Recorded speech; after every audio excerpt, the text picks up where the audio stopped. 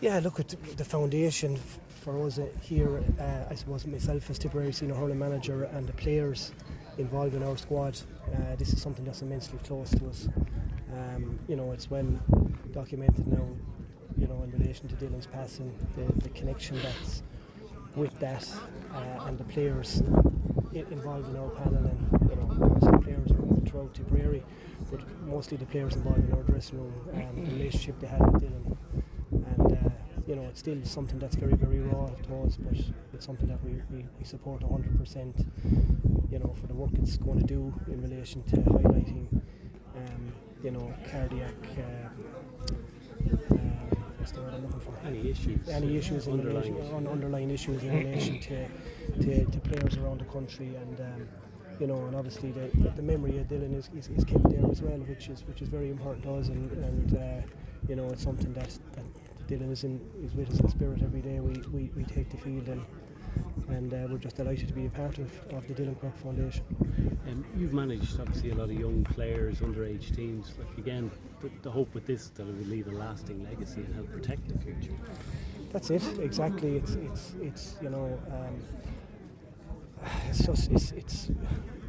such a brilliant I suppose initiative. To be able to support clubs in doing what needs to be done from a screening perspective, and the costings involved, and it's a great credit to Dan and his in their endeavours to bring this awareness and obviously raise the much needed funds as well. It's something that will definitely save lives into the future, and what a really worthy cause. The Munster Hurling Championship is kind of, everyone was wondering how it would kick off. It's kicked off with a massive bang. So from your own point of view, I know even at the Munster launch you were very bullish about last year where the team you felt this is. So how do you feel now after obviously the kind of big win away from home?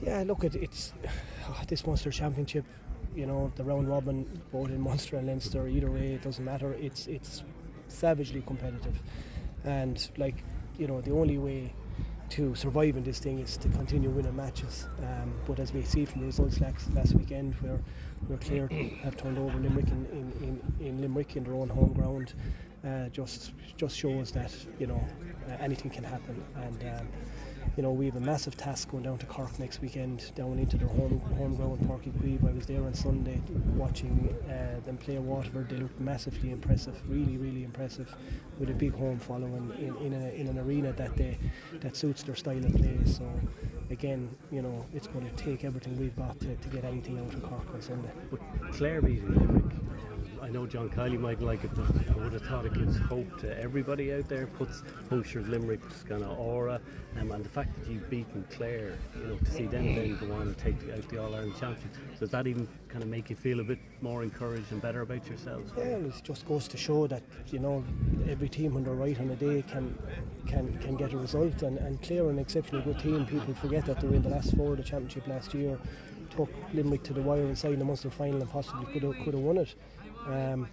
But they Clare are a really, really good side with the talented players they have, and whilst it might be a surprise to most of the country, it wasn't a surprise to me personally to see them go toe to toe with Limerick and get something out of the match. And I think any hurling person watching last weekend, last Saturday evening, will say that Clare were good for the victory. What most impressed you about Cork? Because obviously first match out, everybody wasn't too sure whether they'd leave the league semi-final behind them quickly, but they kind of blitzed Waterford from the start. Yeah, Cork are exceptionally quick players, really, really good hurlers. Real traditionalists of the game with the way they can make that ball talk, and they're bringing a lot more to it now than maybe they've brought before in relation to their aggression as well. And they look a real formidable side, and Pat Ryan seems to have a really, really good job done with him, and as I said, we'll have to be fully ready to be able to meet that challenge and see can we get something out of the game. Just after, I suppose you've had about 10 days after the Clare game in terms of to think more about your own team's performance that day. What springs to mind is in terms of what you're happy with, maybe things you need to improve on for Saturday? Yeah, look, every match is different, Shane. Every opposition brings different challenges, but you know, Cork are going to bring a lot of challenges to us, I suppose, defensively, and we'll have to be defensively sound to make sure that we give ourselves a chance in Cork. So from a defensive perspective, we need to be better. You know, Cork have a lot of big players as well that are very instrumental in the game, and we'll have to make sure that we get our matchups right and make sure that we hang in there and stay in that game for as long as possible down in Cork to give ourselves a chance of getting the 2 points. Liam, just going back to Dillon Quirke, I suppose the incident would have happened a few weeks into your tenure as manager. Just wondering, like, at that time or since, did you as a panel have to kind of come together and kind of discuss it and kind of as a group come together at all, or how did you kind of manage that whole situation? With ourselves internally in the group? Yeah. But sure, look, with, you know, the aftermath of that was you know, where we all assembled for obviously the funeral and everything that came afterwards, and I suppose at the start of the year we spoke about it a little bit when we assembled first off, that it was, you know, very, very emotionally raw in our squad with everybody, you know. So it was really a case of putting it out there, I suppose, and making sure that everybody knew that if anything ever I suppose bothered them in relation to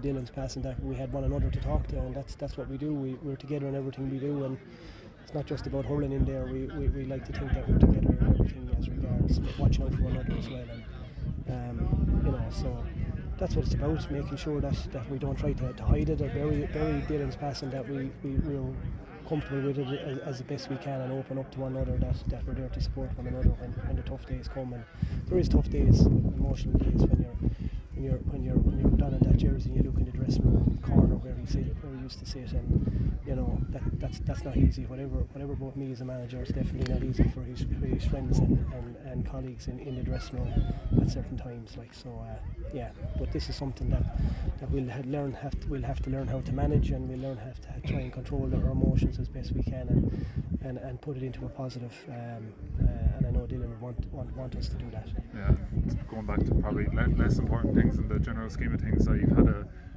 as Shane was mentioned, 2 weeks to prepare for Cork. How do you manage that I suppose 2 week gap in terms of getting lads recovered and then trying to look forward towards the game and get lads ready for it?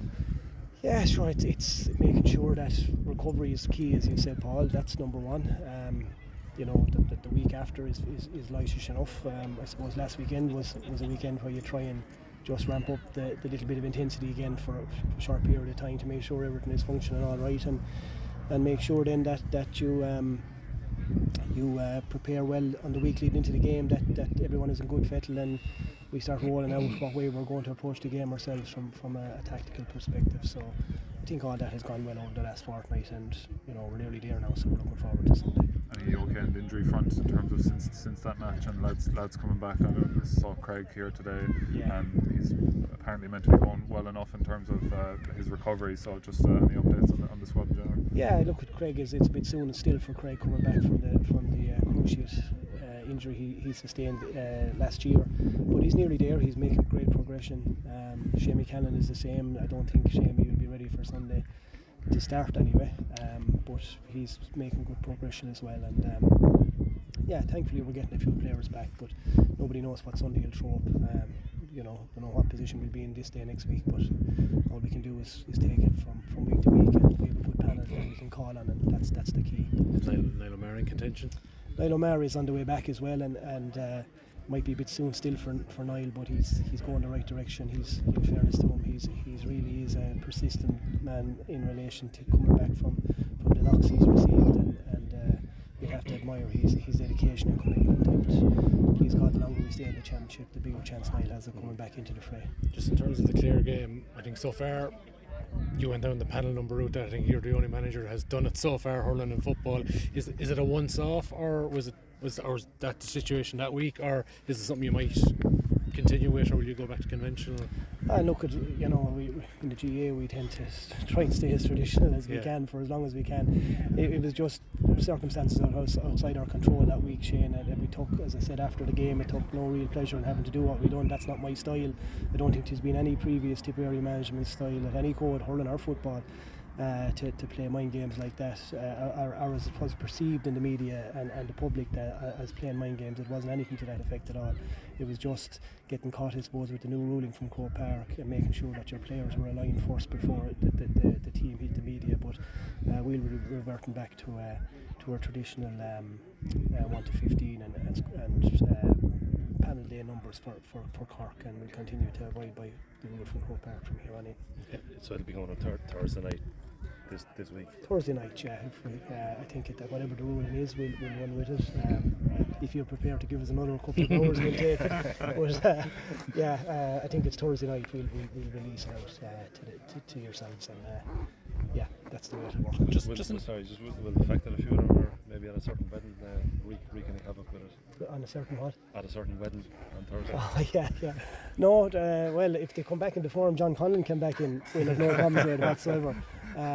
No, we have Paddy Maher. We wish Paddy and his wife to be. I think it's actually Claire. Is it the very best to look on Thursday? That's a big day for Padraig Maher and Claire, and obviously Ronan is best man as well on the day. So Ronan will be rushing through the speech and getting back for training Thursday night. Just finally for me, there was a lot made of, I suppose, Limerick and Clare last Saturday night, cracking atmosphere Saturday night games. Do you think that's something that, like, I think there's a lot of people from Tip thinking of going down, that maybe at the Saturday night game, maybe it doesn't suit players and management, but it could become a very popular time if we get games like that last Saturday. I think that's what we need to do, Shane, in the GA. We need to make it attractive for people to go to, and if Saturday nights is going to increase our audiences and increase our attendance, we should absolutely go for it.